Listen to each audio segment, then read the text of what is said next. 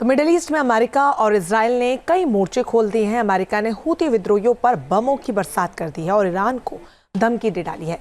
अमेरिकी हमले में यमन में मौजूद हूती के कई ठिकानों को तबाह होते भी दिखाया गया।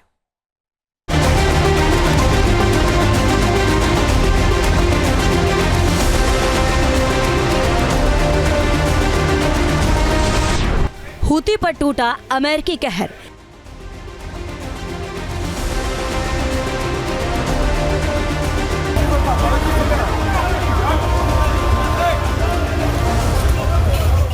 ईरान पर बाज नजर।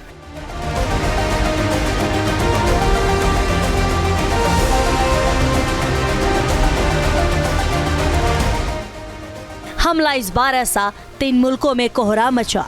मिडिल ईस्ट की जमीन से लेकर रेड सी तक भड़के जंगी शोले।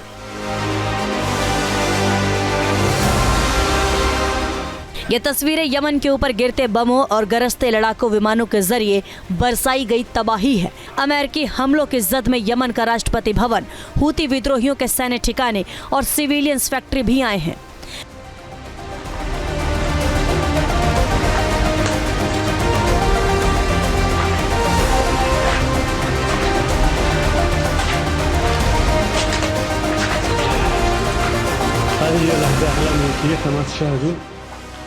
हमलों के बाद यमन में त्राहिमाम के हालात हैं। तस्वीरों में बमों के गिरने के बाद बड़े इलाकों में आग की लहरें उठती दिखी हैं।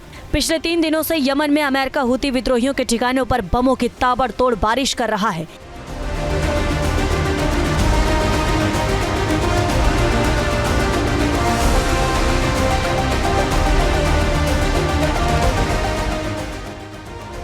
अमेरिका और इजराइल ने मिलकर मिडिल ईस्ट में 1 से ज्यादा मोर्चा खोल दिया है और अमेरिका के राष्ट्रपति डोनाल्ड ट्रंप के आदेश के बाद तो अमेरिकी एयरफोर्स हूती विद्रोहियों के खात्मे को अंतिम मंजिल तक पहुंचाने में जुट गया है।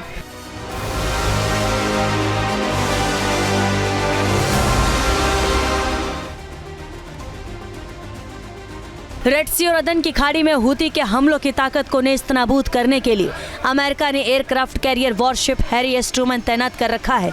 इन तस्वीरों में दिख रहा है इस कैरियर वॉरशिप के फाइटर स्क्वाड्रन 11 और कैरियर एयर विंग 1 के लड़ाकू विमान हूती ठिकानों की तरफ उड़ान भर रहे हैं।